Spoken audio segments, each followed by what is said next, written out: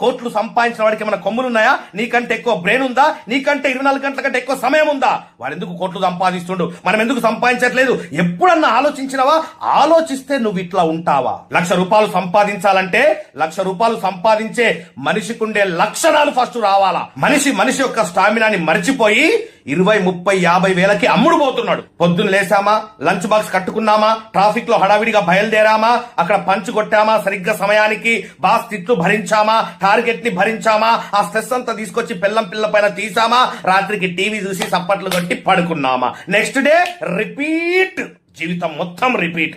Rat race లో ఇరుక్కుపోయావు. కనీసం నీ జీవితాన్ని ఎలా బాగుపరచుకోవాలనో ఆలోచించడానికి కూడా నీకు టైం ఇవ్వట్లేదు. అక్కడ మాట మాట్లాడితే చాలు, బాగా చదువుకో బిడ్డ, బాగా సెటిల్ అవుతావు, బాగా చదువుకో బిడ్డ, బాగా సెటిల్ అవుతావు, బాగా చదువుకుంటే బాగా సెటిల్ అవుతావు అనే సెంటెన్స్ కరెక్ట్ అయితే చాలా బాగా చదువుకున్న మన టీచర్స్, లెక్చరర్స్ 30, 40, 50 వేల శాలరీకి ఎందుకు పనిచేస్తున్నారు సార్? మరి చాలా బాగా చదువుకున్నారు కదా. సంపాదించడానికి ఎలిజిబిలిటీ క్వాలిఫికేషన్ కాదు మిత్రమా, క్వాలిటీస్. ఆ క్వాలిటీస్ నీలో వస్తే బిడ్డ కోటీశ్వడి కాకుండా దేవుడు కూడా ఆపలేడు. 1,00,000 రూపాయలు సంపాదించాలంటే 1,00,000 రూపాయలు సంపాదించే మనిషికుండే లక్షణాలు ఫస్ట్ రావాలా. 20,000 సంపాదించేవాడికి 1,00,000 రూపాయలు సంపాదించేవాడికి తేడా ఏంది? అది తెలుసుకున్న రోజున నువ్వు కూడా 1,00,000 రూపాయలు సంపాదిస్తావు. కొన్ని వందల మందిని లక్షాధికారులుగా తయారు చేసిన అనుభవంతో చెప్తున్నా, కెరియర్ ని డెవలప్ చేయి. గ్యాంబ్లింగ్ లో జీవితాన్ని నాశనం చేసుకోకో. చాలా మంది రమ్మీలు ఆడుతున్నాం సార్, IPL బెట్టింగ్లు ఆడుతున్నాం సార్, ట్రేడింగ్ చేస్తున్నాం సార్.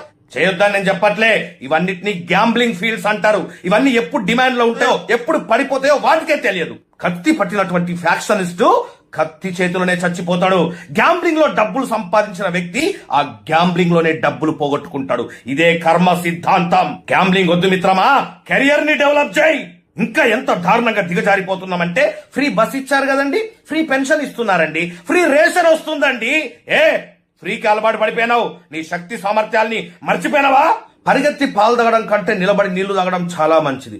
మంచం ఎంతుంటే కాళ్ళు అంతే జాపుకో బిడ్డ. ఏంటి పెంపకం? బిల్ గేట్స్, అంబానీ వాళ్ళ అబ్బాయిల్ని ఇలాగే పెంచుతారా? అబ్బా సార్, వాళ్ళతో మమ్మల్ని పోల్చకండి సార్.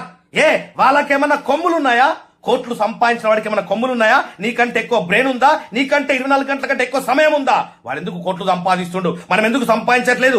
ఎప్పుడన్నా ఆలోచిస్తే నువ్వు ఇట్లా ఉంటావా? జాబ్ వస్తే చాలు సార్, జీవితం సెటిల్ అయిపోయింది సార్. ఎందుకంటే చిన్నప్పటి నుంచి మనకు జాబ్ తప్ప వేరే లోకం లేకుండా పెంచిండ్రు. కాబట్టి జాబ్ ఒక్కటే తెలుసు మనకి. జాబ్ లేకపోతే పిల్లనివ్వరంట కదా, జాబ్ లేకపోతే సక్సెస్ కాదంట కదా. ఈ ప్రపంచంలో జాబు చేసి కొన్ని 100 కోట్లు సంపాదించిన వాడు ఒక్కడు కూడా లేడు. 100,000 కోట్లు సంపాదించిన ప్రతి వ్యక్తి బిజినెస్ చేసిన వాడే. కానీ మనం జాబే కావాలా మనకి? జాబ్ వస్తేనే నేను సెటిల్ అయినట్టు సార్. చిన్నప్పటి నుంచి పెరిగిన విధానం, wrong atmosphere, wrong friendship, wrong గురువులు, wrong education, wrong mind set. Sir నాకు బాగా టాలెంట్ ఉంది సార్, కానీ నేను సక్సెస్ కాలేకపోతున్నా సార్. ఎందుకు నిన్ను నువ్వు గొప్ప చెప్పుకుంటావు? బాగా టాలెంట్ ఉందా? నీ బ్యాంక్ బ్యాలెన్స్ ఎంత? బాగా నాలెడ్జ్ ఉందా నీకు? నీ మంత్లీ ఇన్కమ్ ఎంత? నువ్వెంత సంపాదిస్తున్నావో నీకు అంతే నాలెడ్జ్ ఉన్నట్టు. నీ బ్యాంక్ బ్యాలెన్స్ ఎంత ఉందో నీ యొక్క టాలెంట్ అంతే అన్నట్టు. ఎక్కువ చెప్పుకోకు. నిన్ను నువ్వు అనుకోవడం కాదు, నిన్ను చూసి జనాలు అనుకోవాలా ఇది టాలెంట్ అంటే అని చెప్పేసి. అప్పుడు నీలో టాలెంట్ ఉన్నట్టు. నిన్ను నువ్వు ఒకరితో పోల్చుకోకు. నిన్ను మించినటువంటి శక్తి ఇంకోటి లేదు. ఈ పనికి మాలినటువంటి మోటివేటర్లందరూ మార్కెట్ లో బయలుదేరి నాశనం చేసేస్తున్నారు జనాల్ని. నేను రోజు కంపేర్ చేసుకుంటూనే ఉంటా నా వయసులో ఉన్న వ్యక్తులతోటి. నేను కంపేర్ చేసుకుంటూనే ఉంటా నా చుట్టుపక్కల బతుకున్న మనుషులతోటి. వాళ్ళకంటే నేను బాగున్నానా లేదా? సండే కోసం వెయిట్ చేస్తున్న మనం నిజంగా మన జీవితంలో సక్సెస్ అయినట్ట? 1వ తారీఖు ఎప్పుడు వస్తుందా, శాలరీ ఎప్పుడు వస్తుందా అని చెప్పేసి వెయిట్ చేస్తున్న మనం నిజంగా జీవితంలో సక్సెస్ అయినట్ట? అసలు సక్సెస్ యొక్క డెఫినేషన్ తెలుసా? చివరికి వయసు అయిపోయిన తర్వాత సాధించింది ఏందయ్యా అంటే పొట్ట బట్ట, అంతకు మించి ఏమీ ఉండదు. ఇప్పుడైనా మేలుకోకపోతే, కళ్ళు తెరవకపోతే ఈ రోజు నుంచి ఒక 5 సంవత్సరాలు వెనక్కి వెళ్ళిపో. 5 సంవత్సరాలు అంటే 60 నెలలు. ఒక మిడిల్ క్లాస్ వ్యక్తి అంటే నెలకు మినిమం ఒక 20,000 సేవ్ చేయాలా. అంటే 5 సంవత్సరాల నుంచి ఈ రోజు వరకు కనీసం ఒక 12 లక్షల రూపాయలు నువ్వు సేవ్ చేసి ఉండాలా. అన్ని ఖర్చులు పోను. చెక్ చేసుకో నీ బ్యాంక్ బ్యాలెన్స్.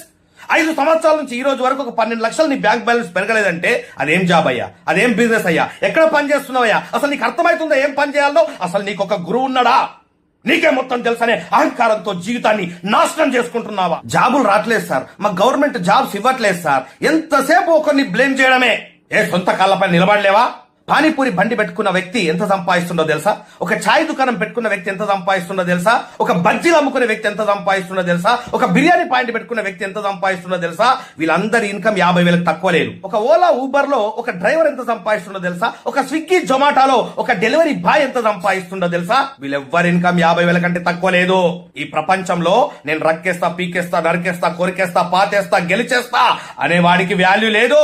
గెలిచిన వాడికే వాల్యూ. ఇక్కడ మనం తిరగాలనుకున్న కారు వేరు, మనం తిరుగుతున్న కారు వేరు, మనం ఉండాలనుకున్న ఇల్లు వేరు, మనం ఉంటున్న ఇల్లు వేరు, మన పిల్లల్ని చదివించాలనుకున్నటువంటి స్కూల్ వేరు, ఇప్పుడు చదివిస్తున్న స్కూల్ వేరు, మనం కలలుగానే జీవితం వేరు, మనం బతుకుతున్న జీవితం వేరు. ఎందుకు లోపం ఎక్కడ జరుగుతుంది తెలుసుకోవాలనుకుంటున్నారా? ఎందుకు మనిషికి ఇన్ని శక్తి సామర్థ్యాలు దేవుడిచ్చి పంపిస్తే